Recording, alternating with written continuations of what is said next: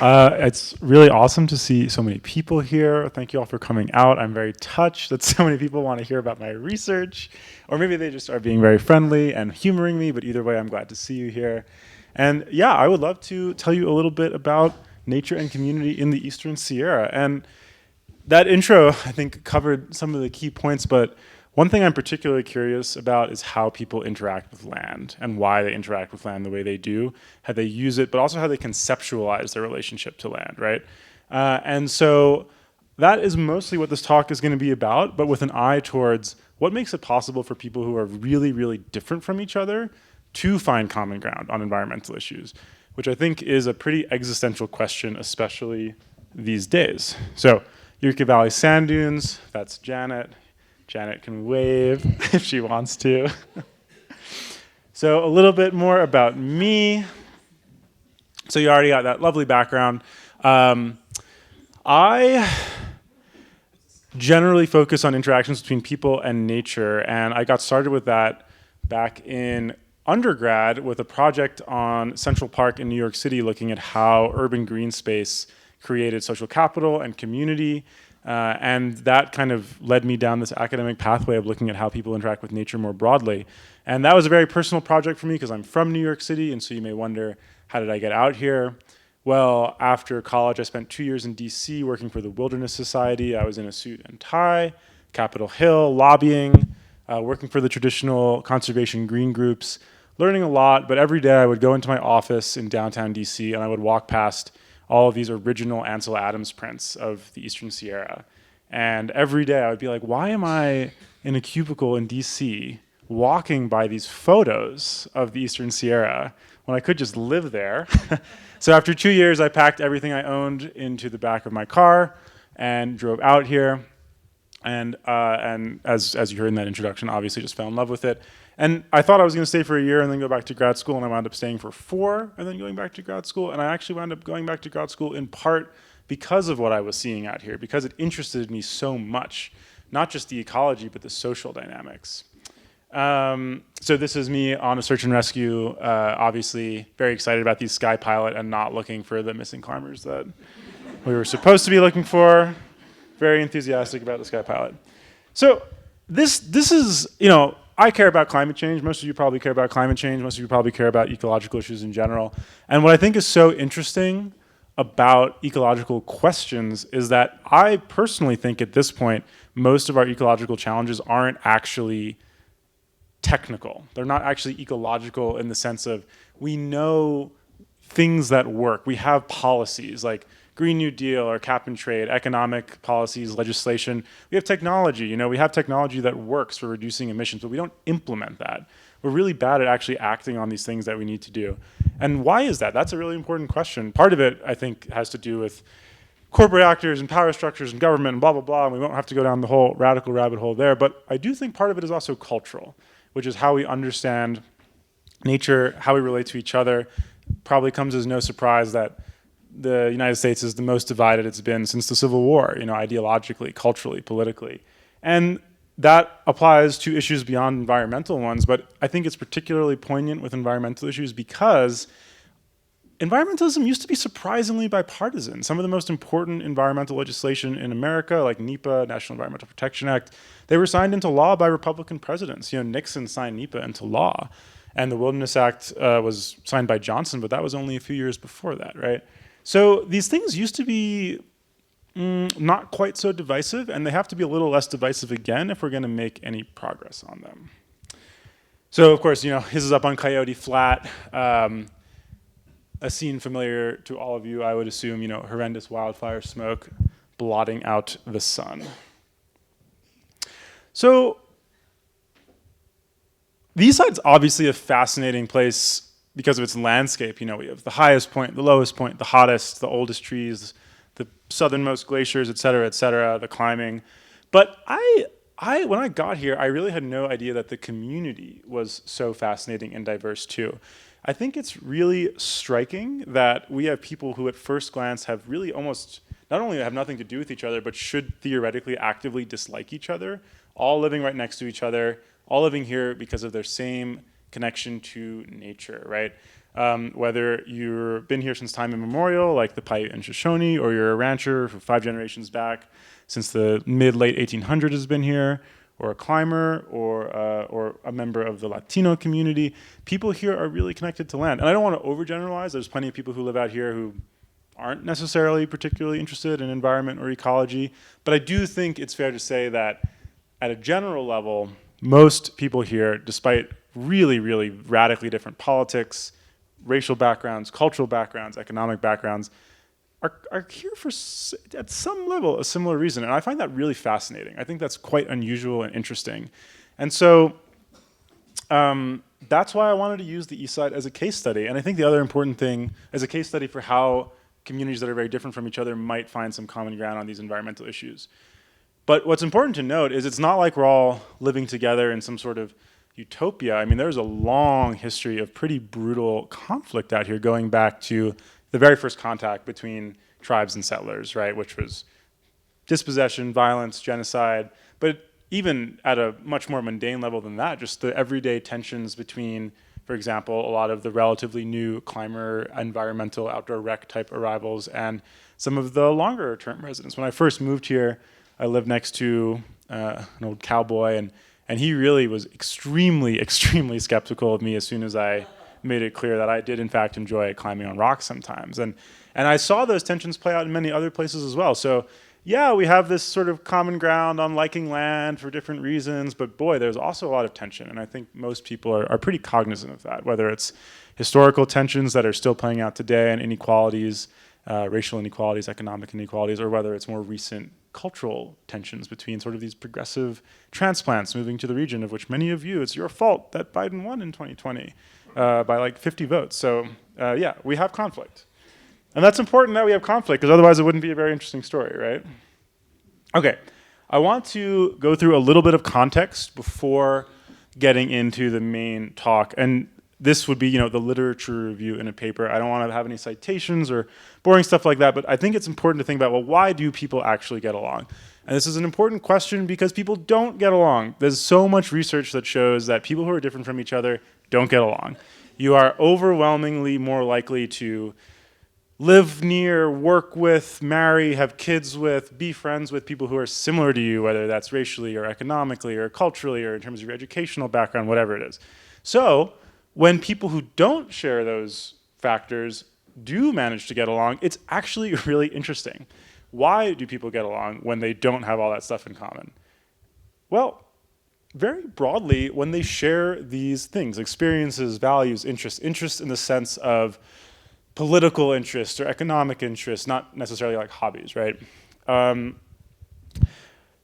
People do need to have contact. They need to be in the same common situation, but contact is not enough. In fact, contact can drive people apart if they don't have some sort of more fundamental common ground. The really classic example of these factors working really well, that's been very well studied in sociology in particular, is the integration of the US military in the 40s. So Harry Truman signed an executive order. The US military had been segregated for as long as it existed. All of a sudden, in these terrible wartime situations in Europe and the Pacific, black soldiers and white soldiers were fighting in the same units. And there was a really remarkably quick change in values among those men.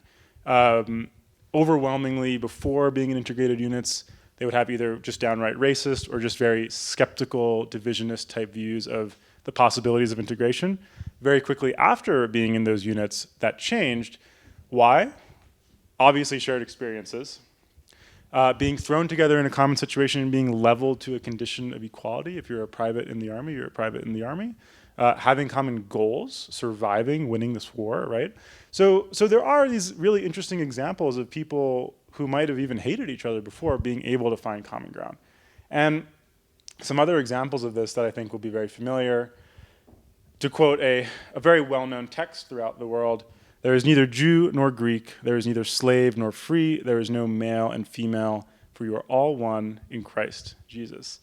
Just to add a little diversity to that, to quote from the autobiography of Malcolm X, when he went on Hajj, the Islamic pilgrimage to Mecca, he came back, he said that he was amazed by the tens of thousands of pilgrims from all over the world. They were of all colors, from blue-eyed blondes to black-skinned Africans, but we were all participating in the same ritual, displaying a spirit of unity and brotherhood that my experiences in America had led me to believe could never exist between the white and the non-white.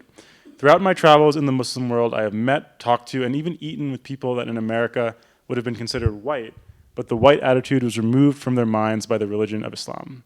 You may be shocked by these words coming from me, but on this pilgrimage, what I have seen and experienced has forced me to rearrange much of my thought patterns previously held and to toss aside some of my previous conclusions.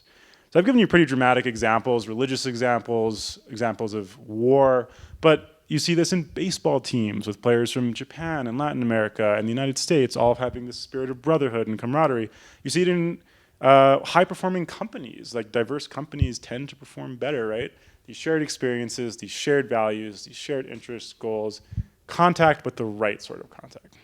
Okay, that's a little bit on why people can, in fact, get along.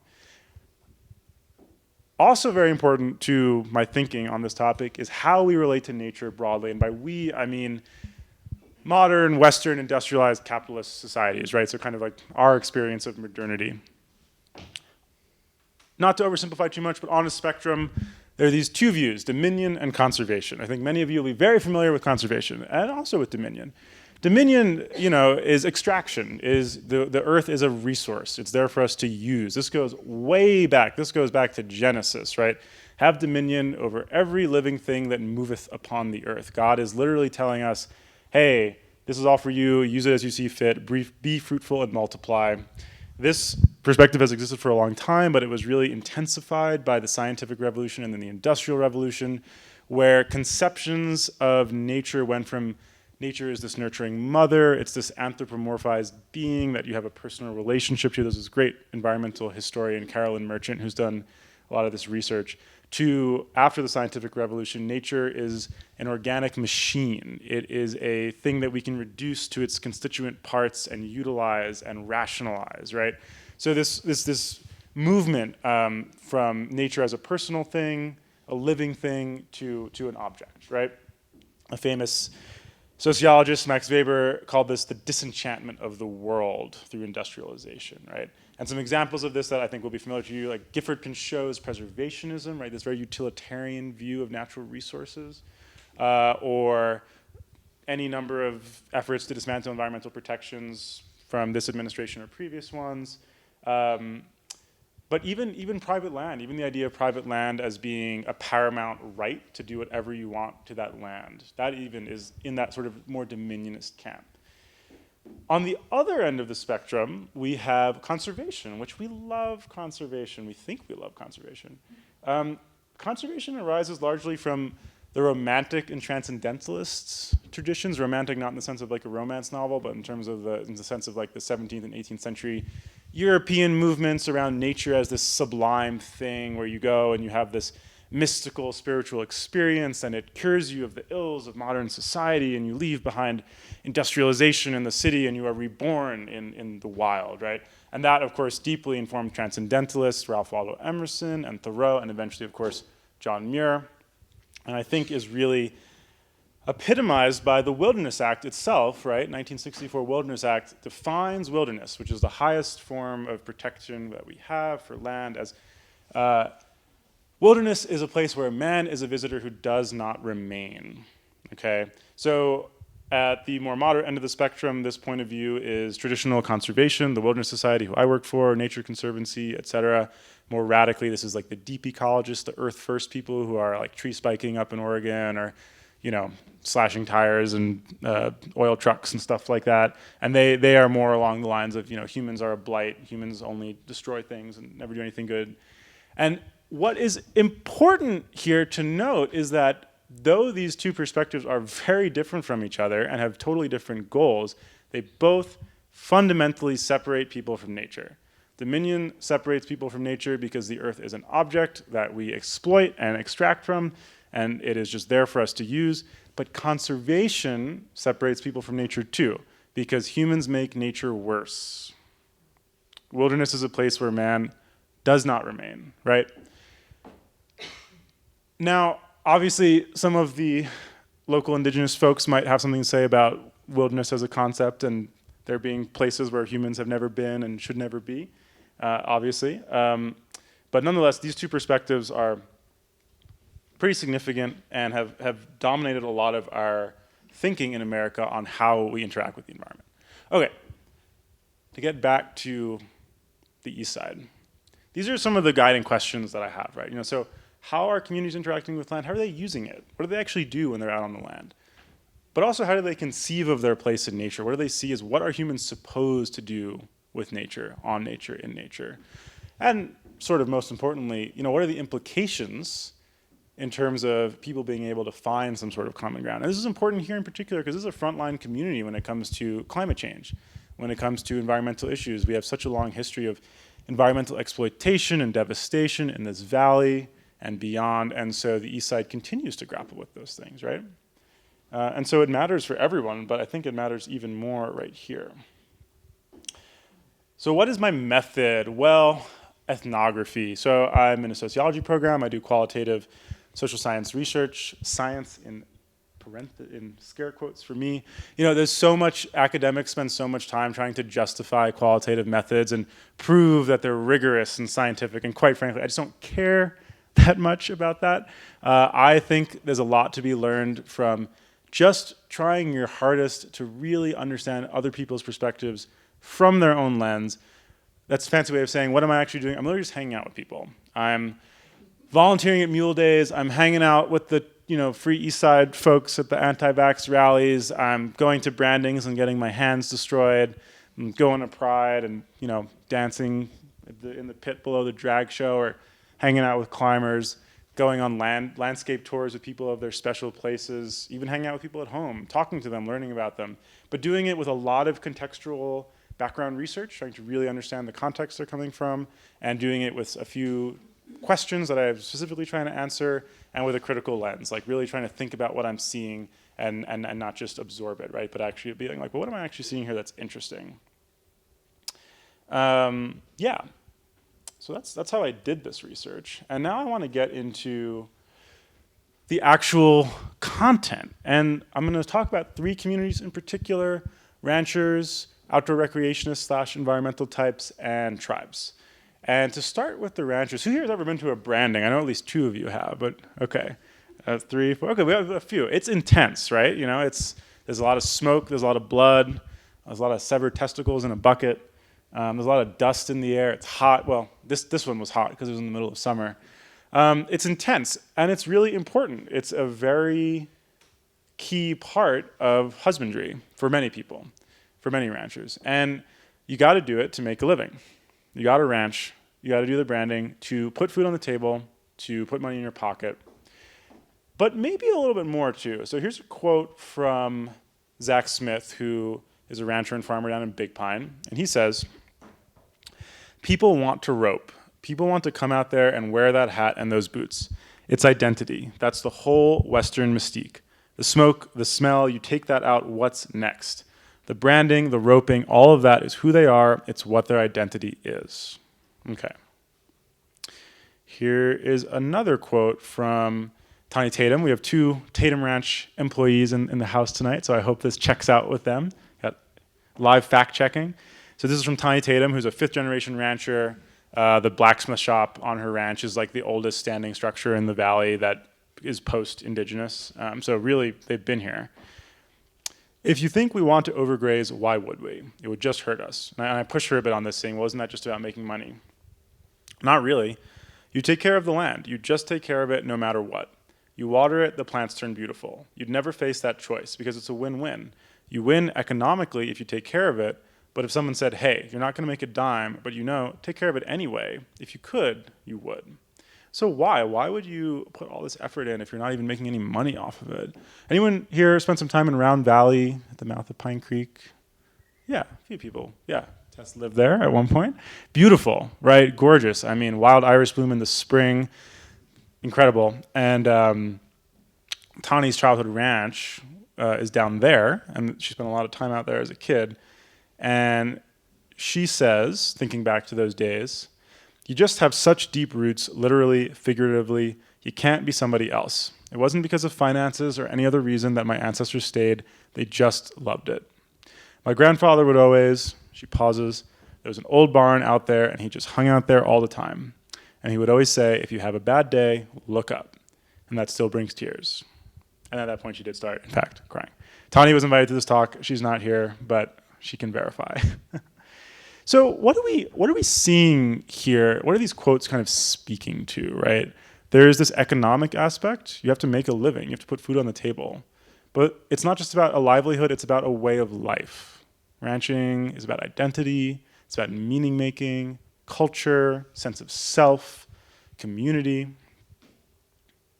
What about the other piece of this picture, though, about how do ranchers see their place on the land, the human place in nature? And I'm saying ranchers, and I'm generalizing. Obviously, there are plenty of ranchers who wouldn't think this way. There's a ton of variety here, but the theme that I consistently saw in my work with ranchers, at least, is what I'm articulating here.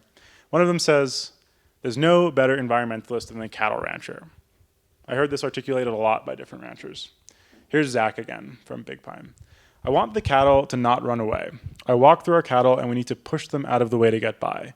That's what I want, and I think they want that too. They're not nervous and under stress. They're not freaking out and losing weight. And the same with the land. I want to be able to take a shovel and get a big scoop of my field and see worms and bugs. Life. And he was like, life. That's what he did. In the past, I've used so much chemical fertilizer and herbicides that I thought, that's not right. The soil is not alive, not full of bacteria and worms, but that life is what makes it work. And this is his wife and partner on the ranch, Virginia. We're not here to take. We're here to work to support each other. We're here to work in symbiosis with the land and with the animals, and we have so much reverence for the things that we eat and what these animals do, what the animals and plants do for us. Here's another quote that's maybe a little more challenging from Dwayne Rossi. I don't know, how many of you know the Rossi family down in Big Pine? Dwayne is quite a character. He's like 90 years old now. He's a rancher, a trapper, a camp cook, and maybe most famously a cowboy poet. He's got 2 books of cowboy poetry. Amazing stuff. And he has very strong opinions about mountain lions. He says, when they protected the mountain lion, that's when it started going to hell. We used to have the bears and lions controlled, and the deer came back by the thousands. You couldn't keep quail out of your garden. You didn't hunt quail or cottontail. You just walked through the brush. Ducks in the river, my God, we had game everywhere. Mourning doves in the millions, but it's all gone now. They protected the ravens and protected the lions, and the lions wiped out the deer, and the ravens ate up the songbirds. My favorite songbird was a meadowlark. You could drive down the lane, and every 50 feet, there'd be one sitting there. I haven't seen one in 7 or 8 years. There used to be a bounty on crows and magpies. We were out hunting and helping the environment. Helping the environment. So, for Dwayne, helping the environment means shooting mountain lions. And he likes mountain lions. He has a poem called Ecology where he calls the mountain lion God's own creature. But he also told me that God left one animal on the face of this earth that walked with his head above his ass. And he's supposed to use it. No lion, no bear can say, gee, I only got 5 deer left. I better go over to Nevada for a while. They can't do it. They eat everything. They can get their claws in, and then they eat their kittens, and then they eat their mate. And what do you got? That's wilderness. That's all you got. So what sort of role are we seeing humans play in nature here? I'll open that up for a second, actually. Anyone have a sense? What is the human role in nature that these ranchers are articulating? Mediator. Okay, that's a great word. I like that. Anyone else? That's a really good word. I should steal that. Mediator. This is not conservation, but it's not quite dominion either, I would argue, personally. You can disagree with that, but I don't think it's dominion. Okay. What about these crunchy granola wackadoodles who are frolicking about the rocks? Okay, who here does stuff outside? Who here likes to climb or ski or hike? I just assumed everyone's hand would go up, but I guess, I don't know, maybe people don't like, some people just don't like being outside. I don't know what to tell you.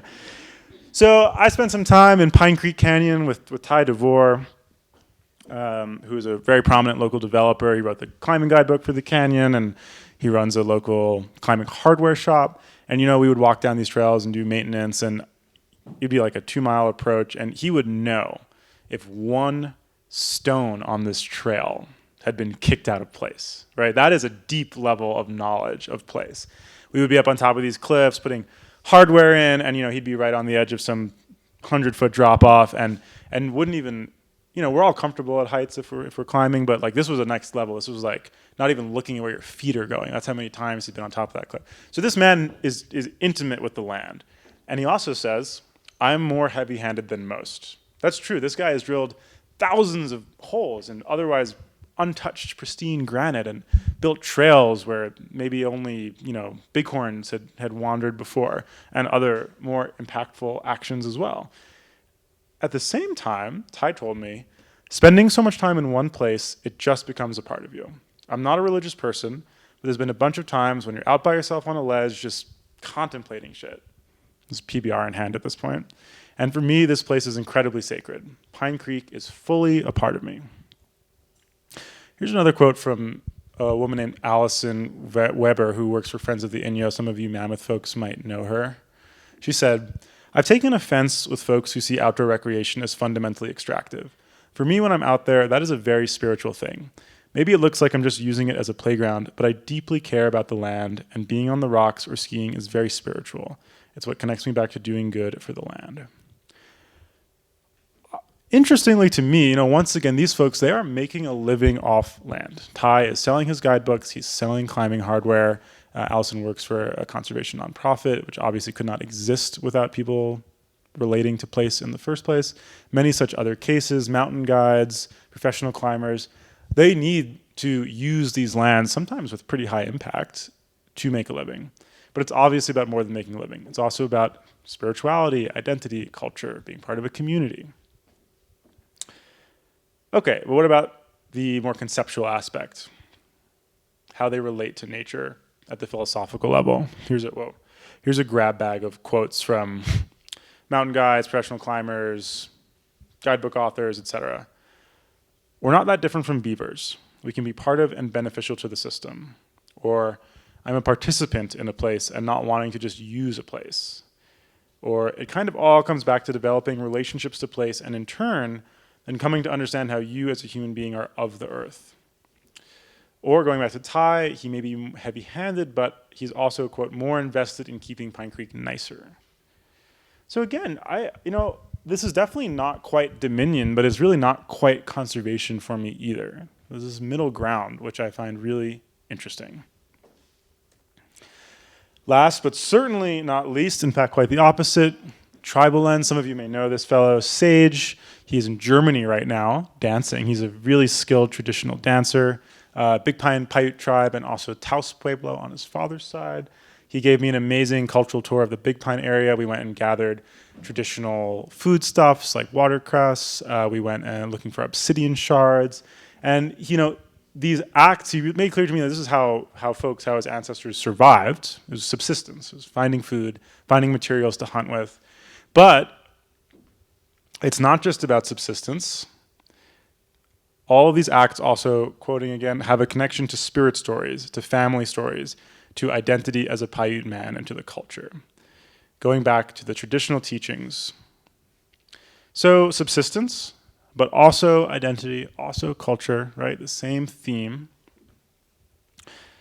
And I want to quote at length from a woman named Kathy Bancroft, who some of you may be familiar with. She is the Tribal Historic Preservation Officer for the Lone Pine Paiute tribe. She's been really involved in different conservation projects and a lot of cultural preservation projects. And this is a long quote, but I love it because she basically wrote my paper for me.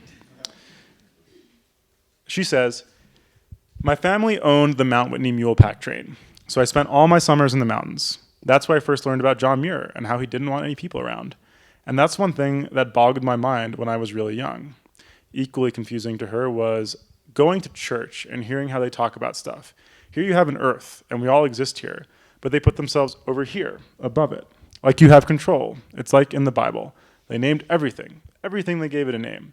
Okay, that shows their Almighty has control over all this stuff, but they're not a part of it.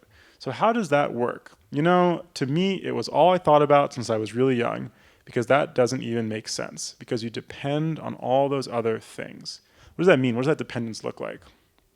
Well, we're actually a part of this land. The land takes care of us, and we take care of it. That's what's missing, is a lot of these lands where we did take care of them, we're not even allowed to go. Things like springs need to be cleaned out because leaves blow in there, sand goes in. You clean them out so they keep flowing, so they can keep feeding water for the plants and animals and everything. And burning. Now, there's this whole thing about indigenous burning. It wasn't a one-time act, it's all year long. We're constantly clearing and burning these areas, and now fires aren't permitted in these areas. When we go in the fall, when we go and get pine nuts, it used to be clear on the ground, and you can put tarps down and knock the pine cones down, and now there's so much sagebrush you can't even get to the tree, and then the fire comes, and then it just destroys it all, because there's so much more fuel on the ground. But this goes beyond subsistence. And Kathy says, every peak, every creek, every hill, everything has a story on how it was created. For years, every geologist I'd see, I've asked him, how did Haystack get there? This is hill down in Lone Pine. It's clear over on that side of the valley, but it's the same rock as right here. How did it get there? And they go, I don't know. Nobody has an answer. I said, I know how it got there. And she's referring to the traditional teachings, right? All these things that happened here since the beginning of time all took place right here in these places. And so you're not just living on a sterile piece of land, you're living with all these past stories and history. It makes you really look at things differently. You're a part of it, you're not the controller. You wake up in the morning, you're looking at the same thing your ancestors looked at for thousands and thousands of years. So, again, we're seeing this theme of subsistence, physical dependence, but also cultural dependence, and this other theme of, well, that's definitely not conservation, because humans are really intensively intervening in land. I mean, setting a fire is a pretty intensive intervention, let alone irrigating, diverting streams, seeding lands, all things the tribes did do traditionally, right? These are pretty intensive interventions. But it's certainly not dominion either, right? So,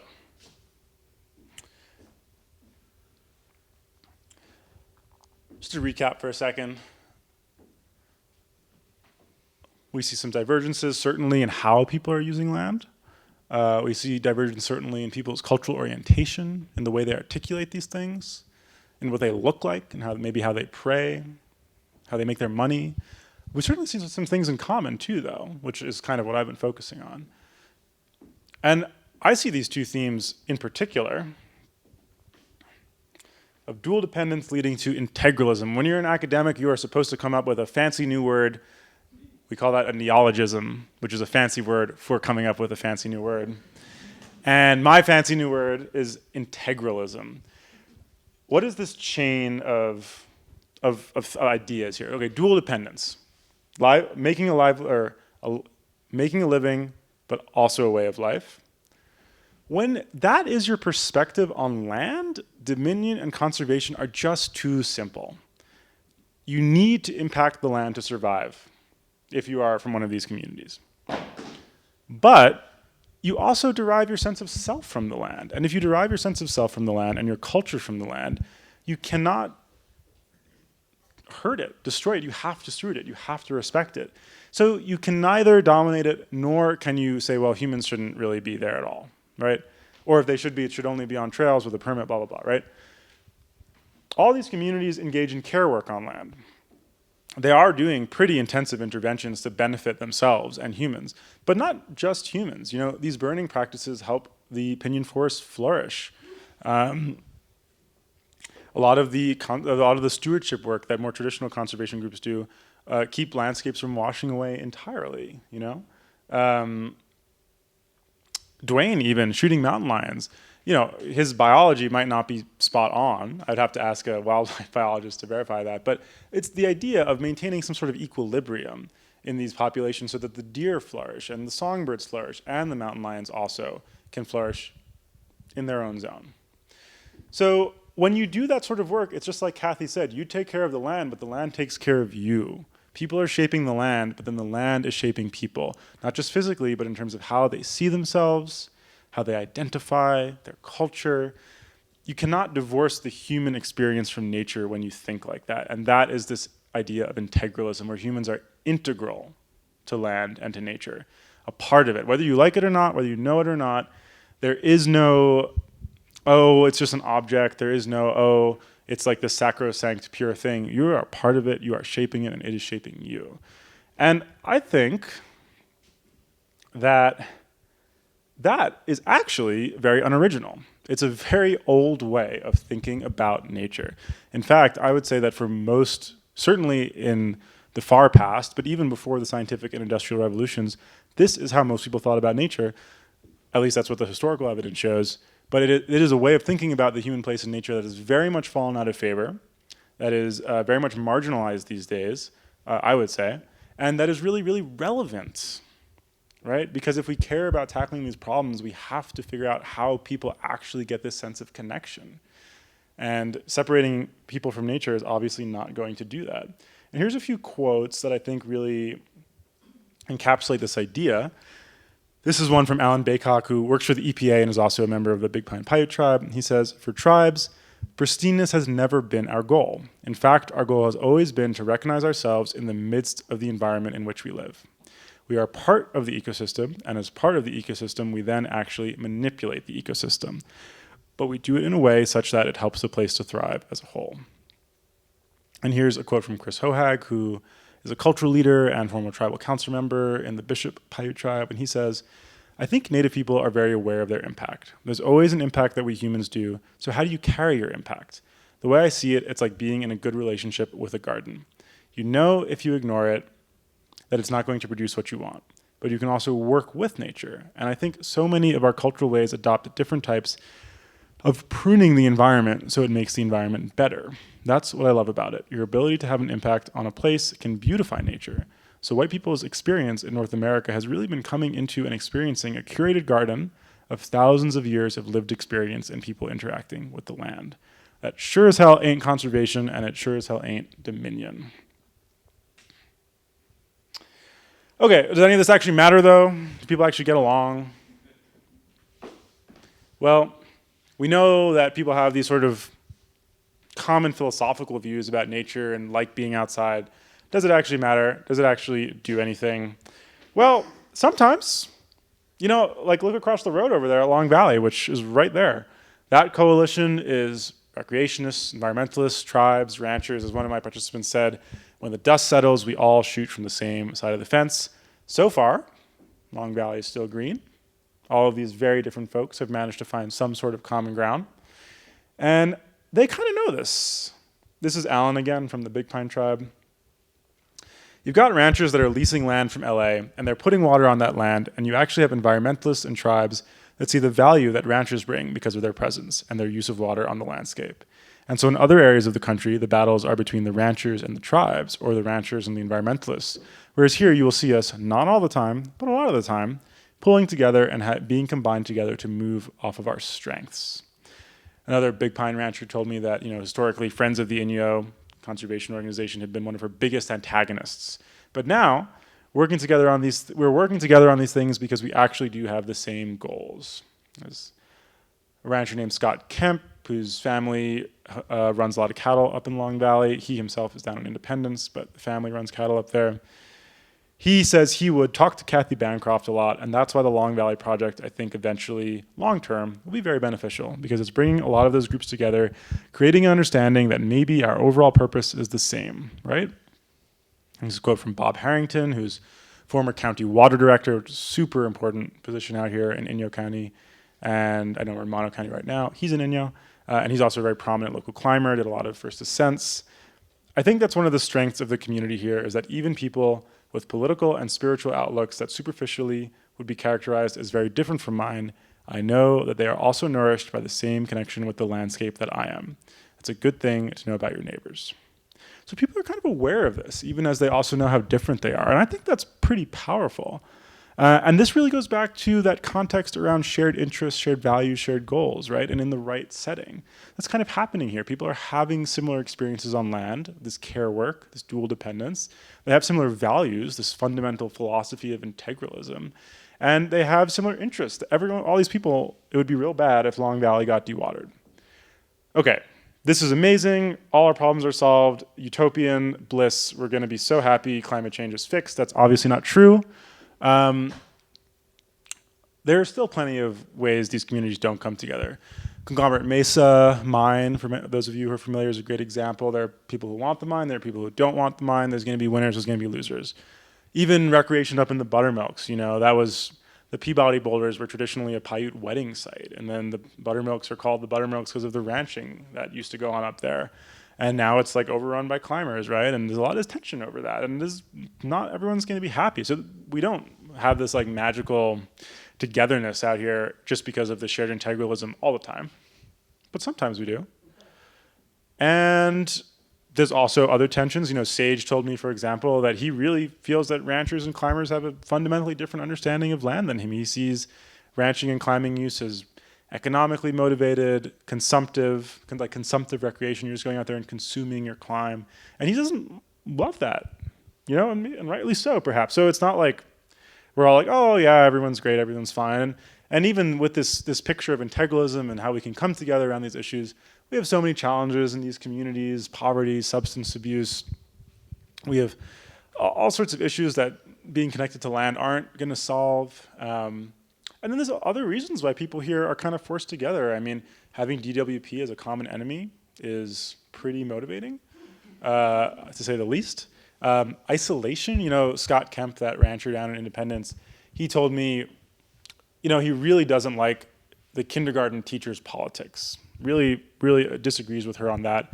But damn it, he wants her teaching his kids because she's the best teacher they've got, right? A little bit of isolation, forcing people together there. So I think these alternative explanations, importantly, are complementary rather than contradictory. I don't think they make these other factors around this more philosophical orientation to nature not important, but I do think that they're a contributor to why people maybe realize that they share this orientation in the first place. And then, of course, you know, my own research has many limitations and blind spots.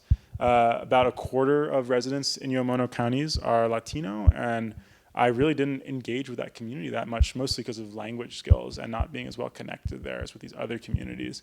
And I don't know if this trend would apply to about a quarter of the county. I based on a few interviews I did, I have a suspicion that it would, but I can't confirm that. So there's all these shortcomings and limitations.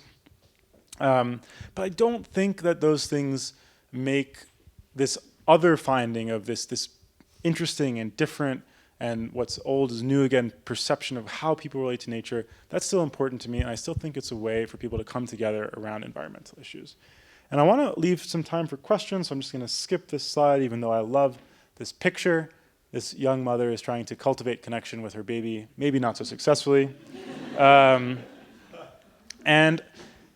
end with this bigger implication, right?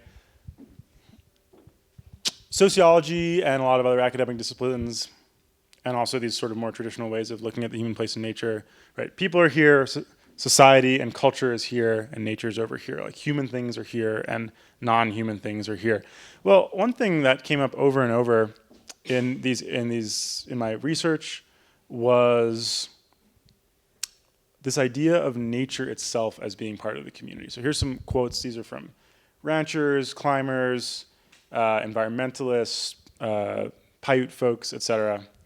The environment, nature is your community, are your neighbors. Within our traditional teaching songs and storytelling, we talk of the plants, the trees, the rocks, the bugs, animals as their own people. They are different things, different species, but still they're of us. So we need to respect them the best way we can. Or for me to say, what roles does nature play in our community? I don't see a separation. I think it's the same community.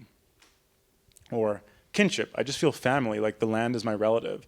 I work with willow, I make things, I basket weave, but I don't only go to willow when I need to harvest. I also try to visit and care for the plants I see struggling, so I'm just really aware of that plant as part of my family. When I think about, rivers and meadows and mountains, they do feel like part of my community. When I come back into a location, it does feel like seeing an old friend. They all have their own personalities. And I have, many more of these that I'll just skip for now. But what I'm seeing here is people from very different backgrounds all articulating the similar conception of nature as social, of the community actually transcending the human, including the beyond human world.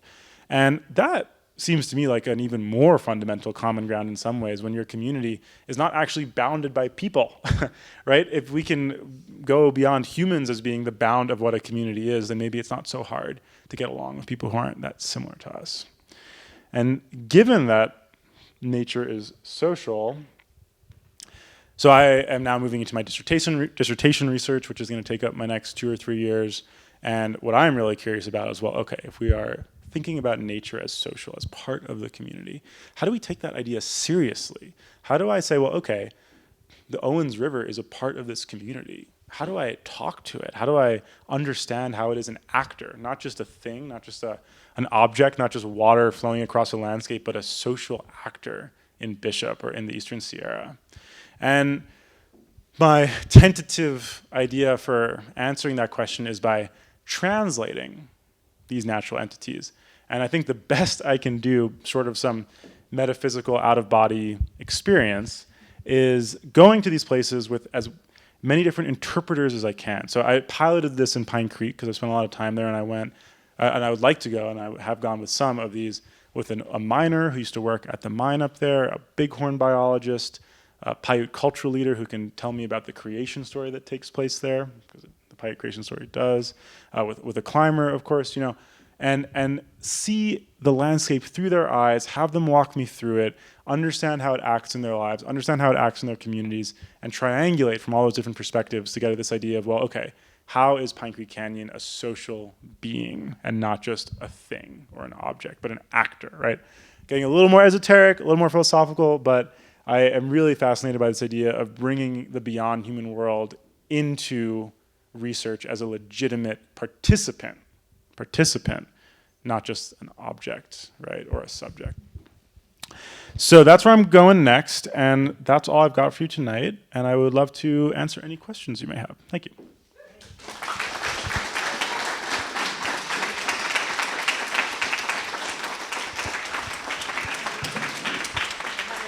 You can keep that, Okay. and I'll pass the mic around Sure. for questions.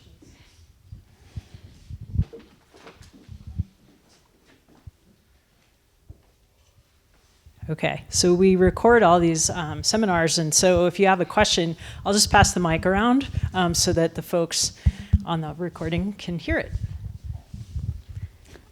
I know that you interviewed the forest supervisor for Yes. Inyo National Forest, Yeah. and I'm curious, why? Why the Yeah. forest supervisor? Mm-hmm.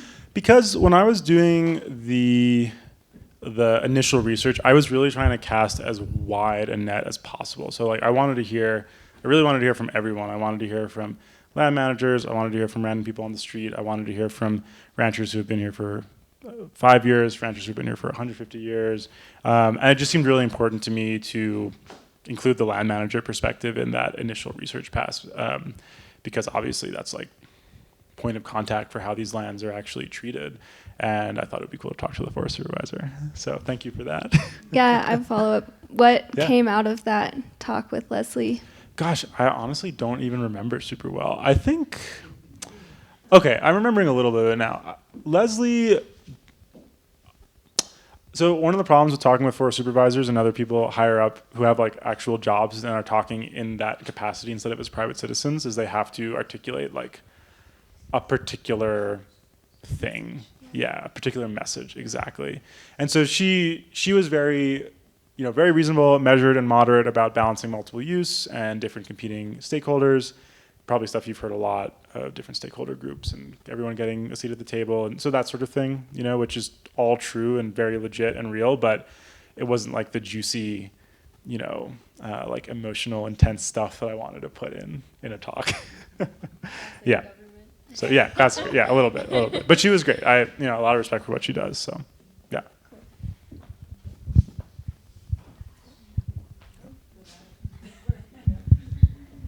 Hi, great talk. Thank you. I love this stuff. I have two questions, but for sake of time, I'm going to ask one and maybe the other later. Sure. But as far as LADWP as the collective enemy goes, I'm really curious about that because they are themselves a mediator, to use Kelly's word, in our landscape and directly affect our lived experience here that we have. And I feel like there's this deep hatred for them that people have, but also like a recognition after a little bit that I've heard where people are like, but geez, well, thank God we're not Reno in here. And I was just wondering if things like that came out. All the time. Yeah, I sort of skimmed over, but you're absolutely right. I mean, I heard honestly, I would say mostly from like climbers and hikers and like outdoor rec types. Always they would say, oh, well, you know, it would have been Bakersfield or double-edged sword, you know, like, yeah, it kind of sucked, but like, look what the valley looks like now. So I absolutely heard that narrative, much less so with the ranchers and the tribes. The tribes are, I say the tribes, like the tribes. I really should, one thing I should clarify, I actually missed this point in that one slide about limitations, is these communities are really not monolithic. I'm speaking to trends and themes, but you know, there are climbers and ranchers and folks from the tribe who couldn't care less, who don't like, you know, not really that interested in connecting to land, don't have strong opinions about these things. So just caveat there.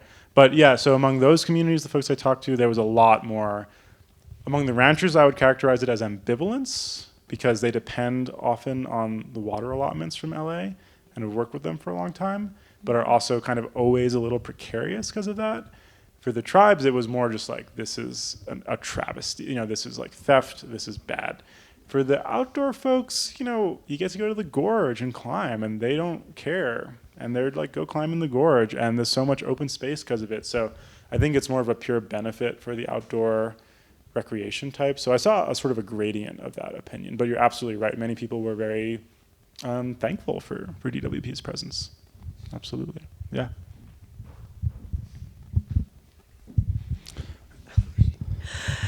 Okay, hi. I love presentation. We'll all say that. But I'm curious to know, there is a large population of, you know, transient visitors, Yes. tourists. Yeah, totally.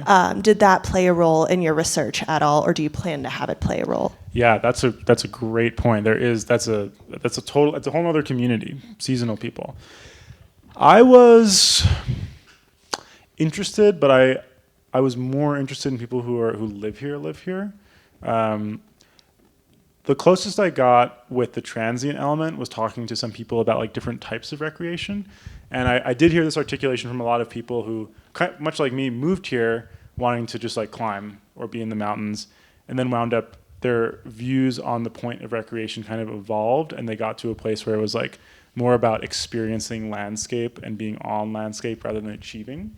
And I think one thing I heard from people who live here and are very into recreation was, well, you know, people come up from LA or the Bay and they just get their tick list, or they just climb Mount Whitney and they go home, and it's very consumptive. It's like, it's not really a genuine and thought out relationship to place. It's more of just like it's more extractive. It's, you know, you're extracting your recreational experience from it rather than developing a relationship to it. But I didn't really talk to that many of the actual transient folks. So that is also a gap in the research, I would say. Good question though, yeah. Oh, thank you. I think I saw a question in the middle there. Where? Right here.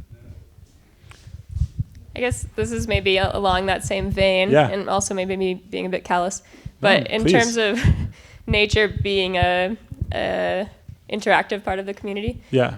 what do you think is the, like, in terms of it being an economic, like providing economic value, and how that plays into its, like, people's interest in protecting it? Oh, I think that's really important, for sure. But I think that's kind of like part of what's interesting about this whole, like, well, it's not really conservation, but it's not really extraction or dominion thing either, is people are very, like, honest about that. And I'm interpreting economic broadly to mean, like, survival, whether that's subsistence, like traditional indigenous practices, all the way to making a living off selling a climbing guidebook, and then and then something like ranching, which is more like directly, obviously, economic use of land. I think people were very, very honest about that, very straightforward about it. Sometimes conflicted. You know, I had one person tell me it's a total conundrum. Like, I love this place so much and I care so much, but I also know I have to be like Ty said, like pretty heavy-handed. So I think people were really honest about it, being like, yeah, I got to make a living. Dwayne was certainly like that. You know, he's like, at the end of the day, you got to put money in your pocket. But that didn't stop him from having like a really deep emotional connection to place. So I think sometimes they felt some dissonance with that, but also ultimately accepted this reality of having to balance their own economic needs with loving a place and stewarding it and caring for it. Yeah.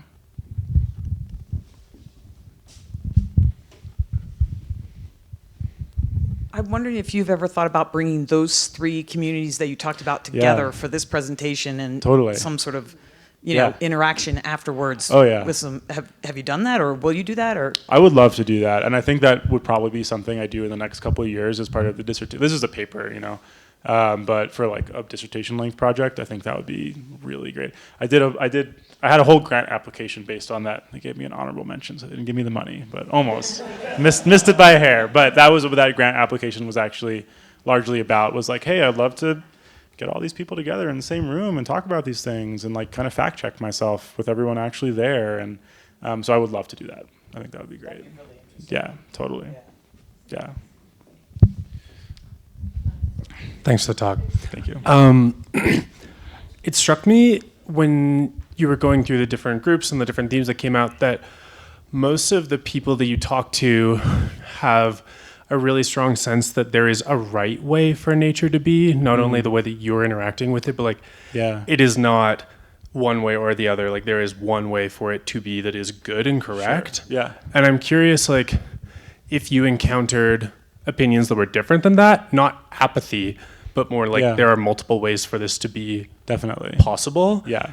And then with that in mind, like the Long Valley example seems like a really unique example where that was the case for all of them. Totally. And how does that sort of play into like, that feels like an outlier, maybe more than common. Yeah, Cole asking the hard questions. I expected this. Okay, let me try to take those in parts. So the first part was there a little more room for like other ways of, So I would say yes. One thing that I definitely, and I don't have like a particular quote for you, there were very strong opinions about the right way to interact with nature. But what I did notice is when I pushed people a bit on like, well, like, what do you think about these other things? People would disagree with the method of interacting with land, but they would not question the motives, which I thought was really interesting.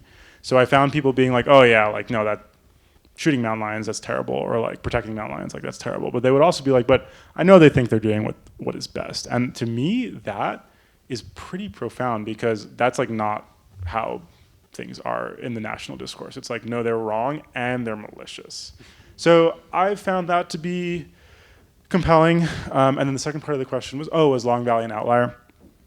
I wouldn't call Long Valley an outlier or representative necessarily. I think it just kind of depends on the case. Sometimes there are cases where like interests align a little better, and sometimes there are times when they just don't.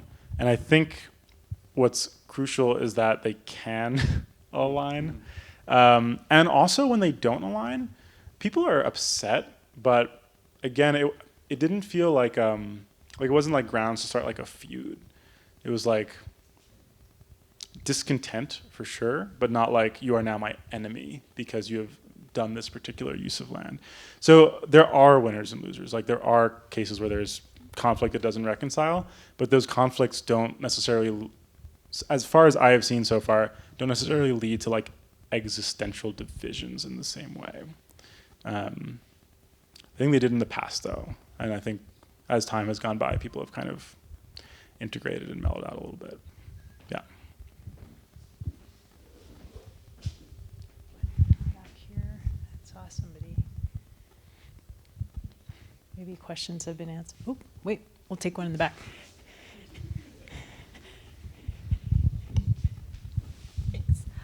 I was just curious if you could talk a little bit more about how you developed your methodology for research. Oh, yeah, sure. That'd be awesome, because I'm wondering if there are any other, similar qualitative or any other similar qualitative research that's been done. Yeah. Any other communities where you've seen, any complex kind of paradigms where you have collective environmental action and contention, all that, so. Yeah. As far as methodology, okay, so it's like two questions. Like, are there other cases of this? Is one question, and then maybe like elaboration of the methodology. Yeah, kind of a two-part question. Yeah, totally. I have seen. So this is actually. I mean, I should. I'm sure there are other instances of this sort of phenomenon happening. I'm not. I should be more familiar with them, and I'm not. That is like definitely like more background reading that I should be doing. I think I got pretty sucked into this one case. But I do know of some in Canada and New Zealand. So certain movements, especially around like protecting rivers, for example, would often find quite a surprisingly broad cross-section of people coming together around those things. And again, often with this undertone of like the river has legal personhood and we should be treating it as part of the community. And that again was kind of this unifying factor that I saw in some of these cases around not just about Canada, New Zealand, certain countries in South America, I think Bolivia. So those are some examples that I did see. And then the methodology question, so like more about like how I went about doing it or like... Yeah, I'm curious, like, how did you develop the methods? Did you draw any methods from any other qualitative studies? What worked, what didn't work? Yeah, so I did what is pejoratively called in sociology, like cowboy ethnography. I told one of my advisors, I'm like, I'm going to go do some cowboy ethnography because I'm doing ethnography with cowboys, right? But, you know, I get dinged on this like when I'm in school all the time. It's my problem. This is my problem. I really dislike, there's so much pearl clutching over methods. There's so much like hand wringing, like how do I make sure that my qualitative research is legit? And it's like, I just want to go hang out with these people and learn about it. And then that does not fly. Okay, so I'm honestly like I'm not very good at, in the paper I have like a detailed method section that I can tell you a little bit more about that because I did finally suck it up and like think about like, well, how am I making this rigorous? Once all my professors were like, you can't write a one-page method section. So okay, there are a few things. Maybe I'll even just like, well, no, because I don't. So there's one thing I really tried to do was get heterogeneity, like difference. Like I tried to find people who disagreed with other people. I tried to find people who had opinions that didn't match what I was seeing, and I did, but I didn't find enough of them with a consistent enough rebuttal to be like, I'm not seeing a theme. So I really did try to find heterogeneity. I checked all of my research, so I went back with the paper and sent the paper to every single person who was quoted or who was interviewed, so lots of people, and was like, hey, like if anything in here is you think is wrong, you should tell me, And so I did fact check myself with my own participants as a way of trying to be like, I'm not just making this up. This is actually what they say, what they believe.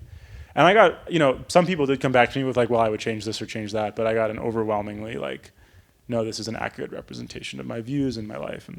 And I tried to check my own biases.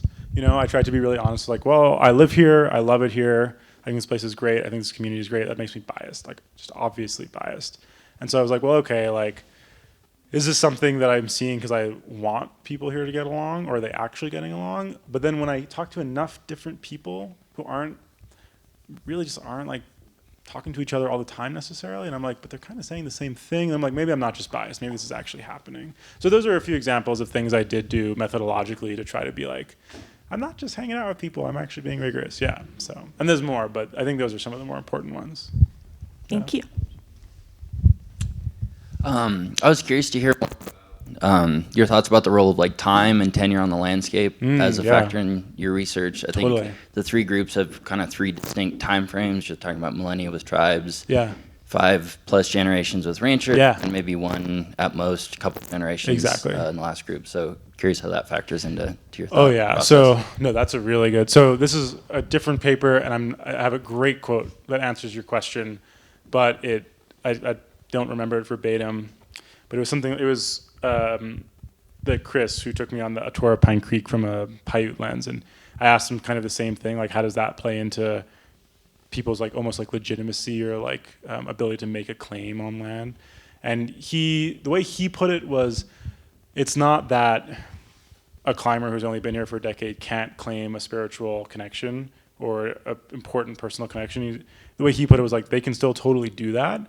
It just has to be acknowledged that that's going to be qualitatively different from my connection, which spans back, intergenerationally. And I think that's kind of how I thought about it in general, where it's like, I think you can be here for a decade or less and have like a pretty profound connection to place. You just have to acknowledge that your connection is maybe very individual, or maybe it's really rooted in a relatively limited range of experience, whereas a rancher, or obviously even more so, someone from the tribe might have a depth of experience that goes beyond what you could claim. to have. So people were aware of that, and that was kind of something I heard articulated in general was, yeah, everyone has their connection, but there's going to be difference to the depth, perhaps. Yeah. Well, I think maybe what we'll do is invite anyone else who has questions to just come up and chat with Taimur. But I really want to thank you for your presentation. That was amazing. Thank you. And thank you everyone for coming. Thank you. Thank you very much.